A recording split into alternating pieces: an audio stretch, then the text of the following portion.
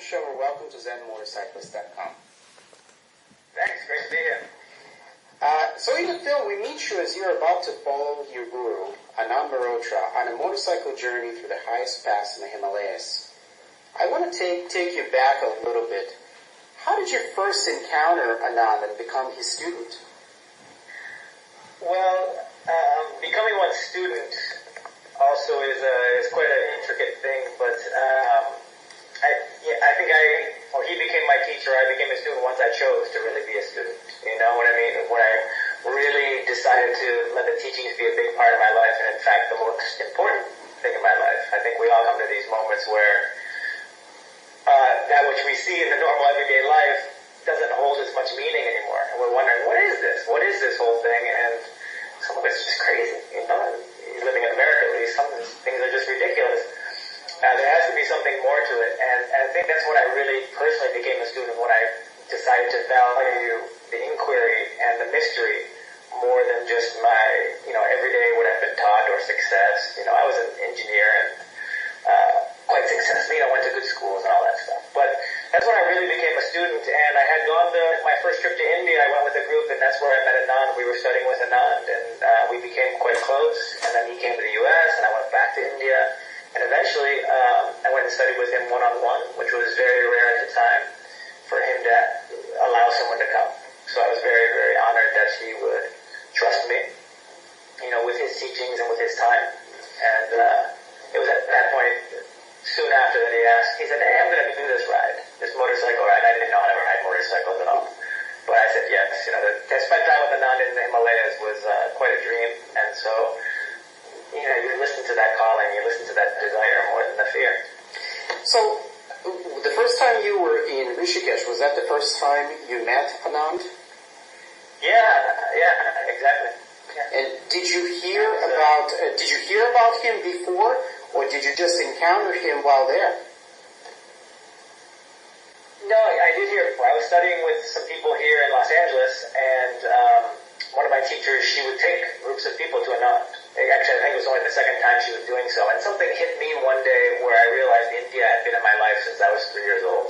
And it just all really clicked. And I was like, yeah, I need to go to India. So I knew we were meeting Anand. I didn't know much about him, but he met us there in Delhi. And I really connected with him and his ability to really tune us in. You're going to these beautiful temples, these meditation caves that have been there for thousands of years. And just his ability to tune us into all that, to all the history, to all the wisdom that's buried there inside the rock is quite a gift. And I felt really privileged to experience India in that way, with a super guide, if you will, a superhero. So let me ask you this: you just told us that it was Anand's idea to do this motorcycle journey through the highest pass. Considering your very limited experience as a rider, did you have any reservations when he suggested to you, let's go on this trip? Absolutely. Everything in my head said, you're stupid. You are so dumb. What are you doing? I didn't like motorcycles. I thought they were dangerous, as you see in the movie. I thought they were dangerous. I had ridden a moped in India only because I had to. It was part of what we were doing, and I had crashed it a couple times, so I wasn't excited in the least about risking my life every day.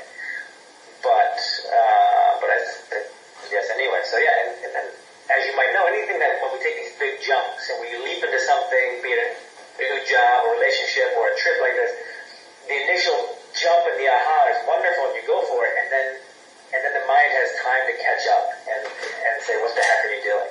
And that's really where we're doing a lot of practice and a lot of just taking a step back from the thoughts and saying, okay, of course I'm going to be afraid. I'm going to have reservations, with anything.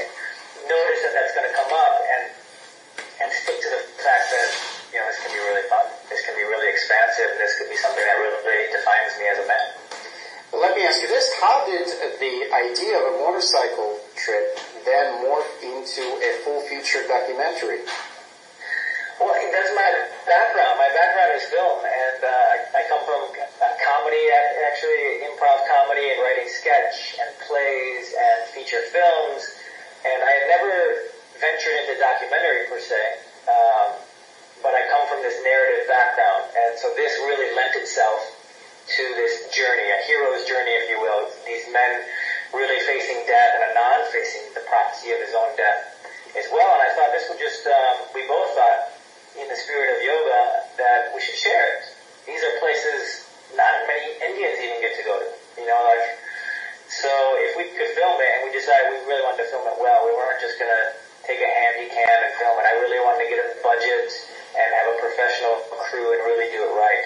And, as Anand says, that my mother really wanted it to happen, and she brought forth some finances and a great crew, and we see what we see on screen now. So really just, for my first documentary, and just to be able to share this trip is really, really special. And I think everyone that's in the film realizes too how amazing that is to be able to show your kids, look at the trip I took. You can only tell stories, and now he's like, no, take a look and watch. It's really, really neat, really neat thing. Well, speaking of the other riders, how did they came to be part of this journey? It was very organic. Everybody came. There was no casting because it was a trip first and foremost, a journey first and foremost.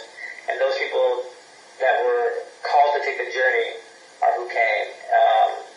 Because the film was always in limbo. Will the finances come or not? And so first and foremost, very authentic. And it was very organic. We didn't really put out an email that tells people we were doing it. Just friends of friends started hearing about it. And, I won't go through everybody's story, but there was one guy, the stuntman, Mike. Mm-hmm. He's a stuntman in his professional life. He's not a stuntman for the film. I was right. Stuntman. But I was talking to a friend in a hair salon who runs a hair salon, and I was telling him about the journey. And then the lady that he was working on said, you know what, I know this guy, Mike, that I think would really need this right now. He's gone through a lot of death in his family. He's a motorcycle rider. And she's like, can I tell him about it? I said, of course. And within 2 days, he was coming. And he's the guy in the film that said, I saw highest pass, 18,000 feet on motorcycles, I'm in. Yeah. And it was like that. Right, it was like that. He heard about it 2 days later, he's in, and no looking back. Really sweet guy. So I think from what you're saying, I'm taking that most of the other riders did not have any prior exposure to Anand's teachings, right? Correct. Just myself and Eric had studied with Anand. Myself for a long time. Eric had seen Anand in Seattle when Anand had visited Seattle. And but everybody else, no, they just, were really drawn to whatever it was for them, the adventure or the time in these places. And so that was sweet, to have people there that also had a healthy inquiry. And that shows through in the film, too. Some people have their doubts and project their own egos onto whoever's leading. That's just what happens, Well, and that's what I actually wanted to just ask you about, because it seems like the first part of the journey, there is a little bit of a disconnect, between the riders and Anand. There's a lot of distrust, and there's a lot of sort of doubting and questioning. And I guess my question is, were you as a writer and as a producer at all, and as a student of Anand, at all concerned as to how this disconnect, would affect the group dynamic, would affect the film, would affect the journey? Yeah, I mean, first and foremost, it's always the journey that was first in my head. I guess that maybe second. First would usually be my life. Sometimes I'm a little selfish like that.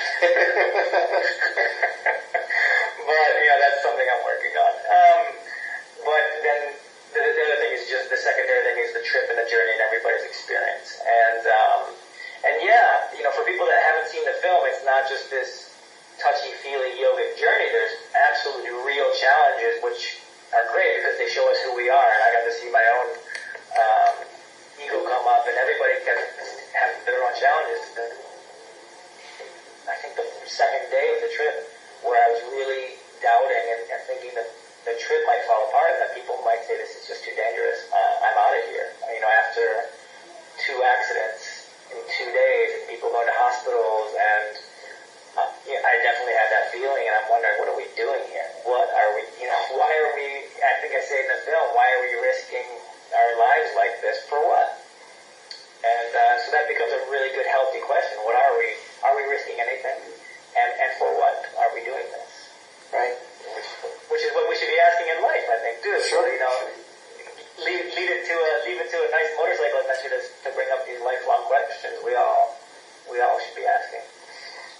after Eric and Brooks take the horrible spills that they had, how were you able to continue on the journey and not let the fear and the doubts and the ego to sort of overpower you and the other riders and just walk away from that? Yeah, amidst all the fears and doubts, like I think we're all practicing every day, is not that they need to not be there. Otherwise, they get pushed into resentment and stuck in the physical body. But to recognize they're there and not fight them so much. To kind of have a healthy smile at them, and then remember what we're really there for. And I'll tell you, one beyond the teachings is somebody to so it's not like we're following Anand, but he's there to remind us of why we're there and what's possible. And then it's always our choice. So he's always giving you the choices. He'll put the most challenging thing in front of you, but he'll always say, now it's your choice. Do you want to rise up to what's possible or the grace that is happening? Because no one really, no one died. We all could go on, keep continuing. At that point, no one was dead. And we were able, and maybe we can see the grace in that. And I think he says at one point, let's just let this become part of the ride, not something that keeps us from the ride. Right? And it's a really beautiful metaphor for life, that it becomes part of this life and not something that keeps us from living. It might be painful and it might be hurtful, but it just becomes part of the roller coaster. Yeah. Let me ask you this. Was there a point on this journey when a group dynamic shifted? It seems very apparent in the film that there was a shift in the group dynamic, from this sort of a little distant and a little distrust, and I'm not sure what I'm getting into, to this, truly absolute faith. And I thought that was very, very profound. Could you talk about the point in the film or the point in the journey where maybe the shift happened? Yeah, it's really important to note that I believe the shift happened at different points for different people, which as a film makes it more interesting to watch too, because someone like Eric early on is having big doubts and is seeing things clearly, around the lake area, the Lake Sommery just before getting into Lake. So he's kind of early on having his peak and his relationship to faith, and whereas someone like Brooks is kind of very Zen-like early on and starts cracking a little bit right around the lake, where Eric is, actually becoming more in the zone. So everybody, I think, is going in and out at different moments. At that real peak moment at Baralachala, when the avalanche passed, and there, I think, was a huge shift for everybody, where we realized we wouldn't have chosen to do that without Anand. Anand chose beyond what rational mind was telling us to do, and we all did it, and we all had difficult, crazy experiences, and when we do end up coming through, there's a certain humbleness that comes, and appreciation for that which led us beyond our fears, that which gave us the opportunity to say, come on, we're capable, and we'll do whatever it takes to get through. So regardless of people beyond that still have their doubts and their moments in and out, which is just life. There's no one peak moment and you're done. It's just not how it works. You don't win the Emmy or the Super Bowl and you're like, oh, my life's fine. No. Or you travel Highway 1 on a motorcycle and that's it. I understand God and here we go. So everyone's coming in and out at different times, but that moment I think really set in a deep bonding moment in everybody, where you as a sports team maybe go through that big challenge and you come together and you say, all right, this is what it takes. It takes each other and it takes a lot of faith to keep moving. Well, let me ask you this. So, as you mentioned, this shift came for different people at different times. Yeah. Do you feel that you experienced a shift or shifts during this journey? Many shifts, so many shifts. The most mundane shift would be recognizing the weird, fantastical thoughts that one has before a journey of how it's going to look or how I'll slide off a cliff. These thoughts of, I'm just going to slide off a cliff and die, to the actual reality of the trip and when you're there. And that not happening, or things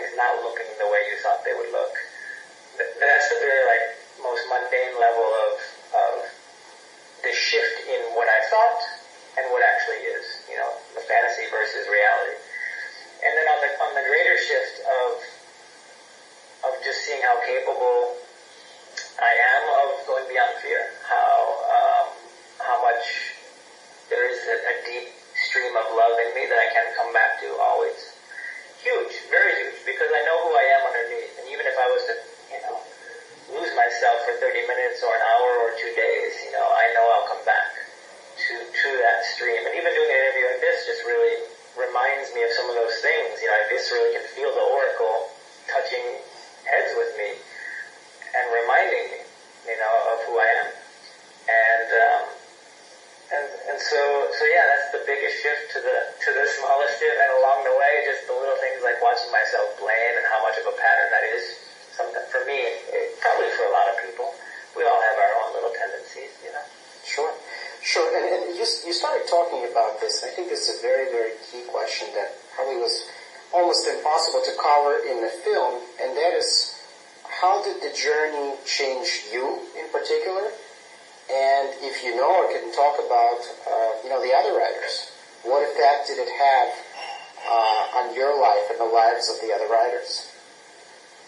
For me, very simply, that I found a stream of faith and a strength inside me, the coming of age, very much so.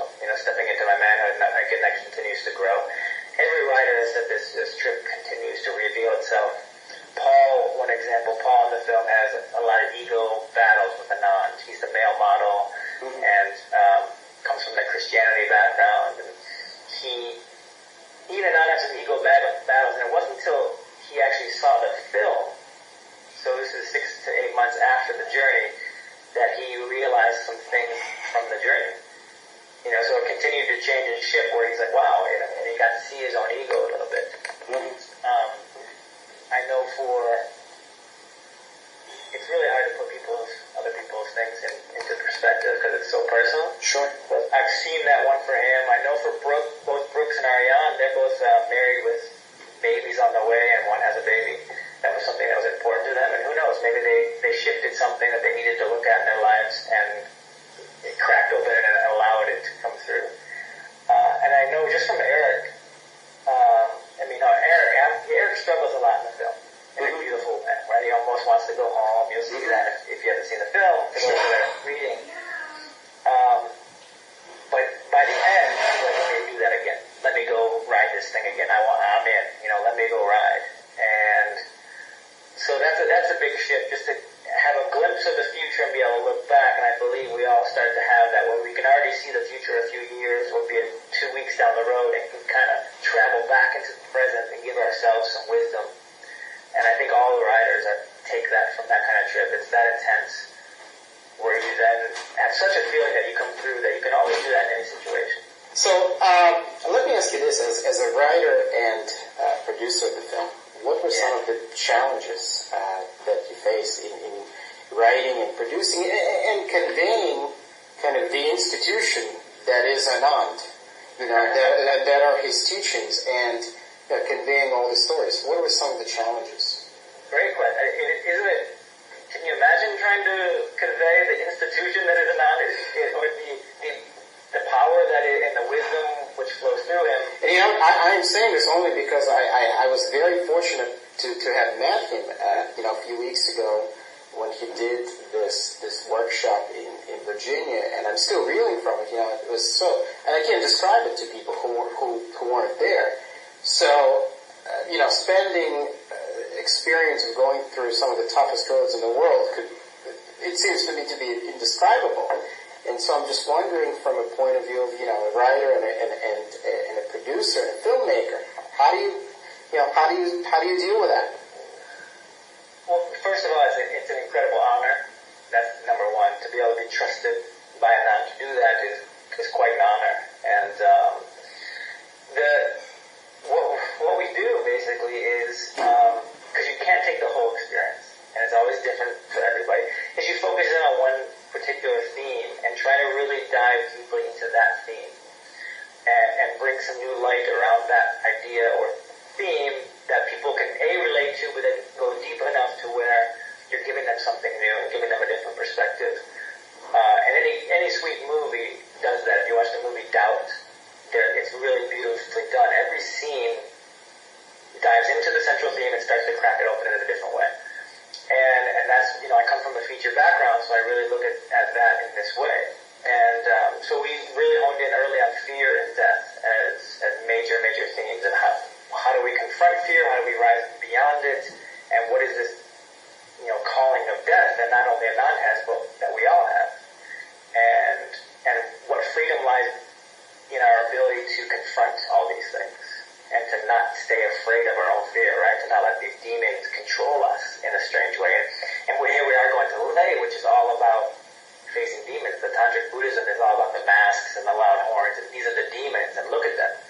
So as a writer, I just kept having to ask myself what storylines were supporting that theme and expanding that theme. And we had storylines like Anand's helmet was a storyline that we had more footage on, but we just had to pull it out because, to be honest, the one time we talked about it was enough.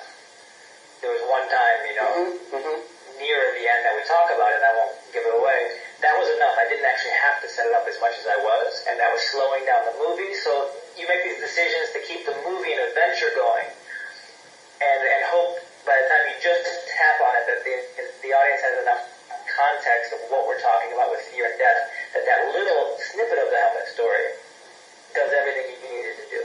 And these are just calculated risks that you take as a writer and a producer, and not to talk too long, but the other thing is that for myself, I just make sure that I'm living the theme of the movie as I'm in post-production. So anything that's coming up with my fellow editors and producers, that I'm not hypocritical, and that any fears are coming up then, that the journey continues in the production of the film. Otherwise, I'm making something and asking people to look at something that I'm not willing to keep doing. And that's just not right. That's just selling a product, and I didn't want to do that. Because, hey, this is my lifetime. Sure. This is my lifetime.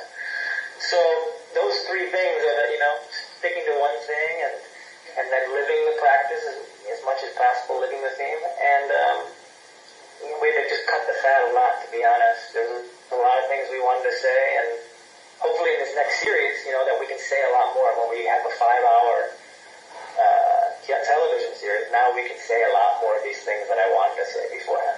Well, we'll talk about that in just a second, but before we get to the series, let me just ask you one more question. One of the key teachings of the film, and you alluded to that a little bit, and it's an announced teaching that only the one who dies truly lives. And it really touched me, but I also struggled with that. I struggled to really understand that. As a long-time student now of Anand and as someone who completed this journey, what does this phrase mean to you? Only the one who dies truly lives is, I think, the exact quote. Yeah. Well, I'm actually kind of interested in what it means to you, since you've been thinking about it. What does it mean to you first, and then I'll well, we can play it back and forth a little bit. Right. Well, I think the meaning that I took is for us to truly live and to find the true freedom. The ego and the mind and the fears and all these sort of things we think that are truly us have to die, and then it's just purity, it's just presence. And when we are in that presence, then we truly live. That's what I took that phrase to mean. Beautiful. And one thing, and for me it's two things in combination. One, when we're really connected, and I will speak a lot about, don't worry so much about getting rid of everything or figuring everything out in your life or analyzing or therapizing everything. Work on the muscle of connecting to the greater part of you. Really work on the love part. How can I connect and feel not so separate? Can I connect and actually listen? And when we do that, we actually start purifying all these other things. They, by their own, will start to dissolve. As Yogananda says, you can drink, you can smoke, you can do all these things at my ashram, no problem. He's like, but I don't promise that you'll want to after you start practicing. Right. You can do it all, but once you start connecting to love, I can't promise you're going to want to still act that way. And that really resonates with me. I was never one that resonated from the teaching of fear of like, don't do that. It's more of like, here's what you can practice and this is what will fall apart.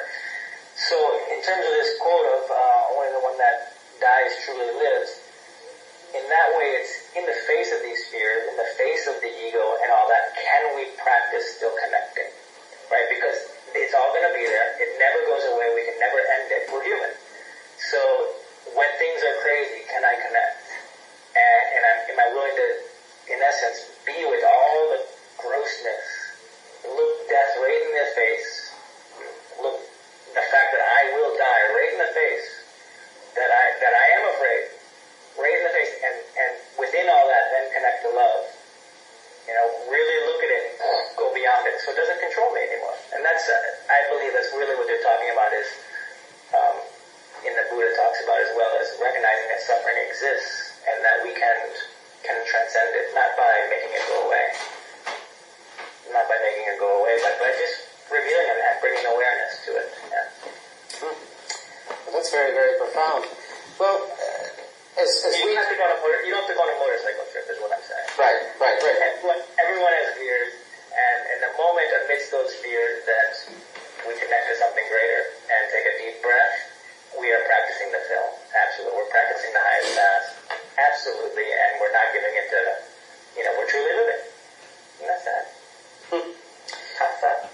So let me ask you this. You alluded already to the TV series, and from our discussions, kind of off the air, you told me a little bit about the TV series, and I was able to see the preview. So why don't you talk a little bit about the TV series, The Four Sacred Peaks of Freedom. Tell us about that. Yeah, we were talking theme about the film being fear of death, and this one is all about freedom and the things that bind us, the ideas and concepts that keep us in a jail. Mm-hmm. Now, the ideas that I had about the highest path that kept me from doing the highest path, that would have kept me. And so this one really goes into freedom and in all its aspects. It's not just about financial freedom, not doing what I want. Everybody does that already. Everyone does what they want, and it does not help the world. Mm-hmm. To be honest, the 5-year-old they want, and they hit each other. So do countries because of what they want. So this really takes the Four Sacred Peaks. We go to these amazing pilgrimage sites in the Himalayas: Kedarnath, Tungnath, Badrinath, Hemkund. These are four amazing sites, but 3 of which actually were just recently flooded terribly, which is such a shame.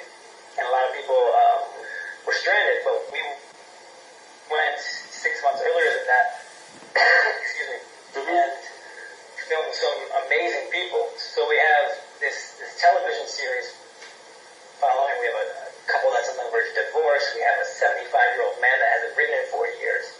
We have a lady that just learned to ride for the trip. She thinks, I could do it, I can do it. I don't know where that comes from. People. But she went. So we really get a chance in this television series to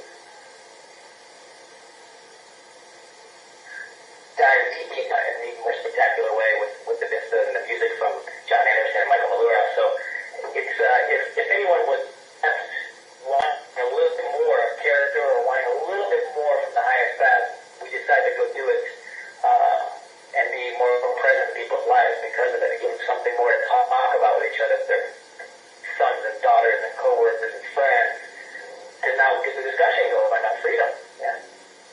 Wow. And of course, as we discussed, the ZenMotorcyclist is going to be one of the first sites to officially be able to preview the TV series. So where can the people who are interested in seeing the full TV series, where, when, how can they expect to see it? Oh, that's a great question. It's not decided yet. We're still working on it. Post-production. We filmed it all. So it can't be on that show, but season 2, if people are interested, they could come. We're still working on post. We're talking to financiers to help us fund the final steps in getting the series out, and we'll see where it goes. It could be a Nat Geo, it could be PBS, and who knows? Maybe it's something we put out on the internet as well, as a pay-per-view series or Netflix or all that's being decided. If certain people are out there that are really moved, we'll give you guys and just be blown away by how it looks, and they're going to want to see it. I think they're going to really want to see this. So let me ask you this: after spending so much time on the motorcycle in the Himalayas, riding through some of the toughest roads in the world, are you riding in LA? Of course. I got my little bike, and we cruise around Santa Monica, and when there's traffic, it's the only way to go. Instead of 40 That's wonderful. Well, Adam, we'll have to end it here. Thank you very much for joining me at ZenMotorcyclist.com.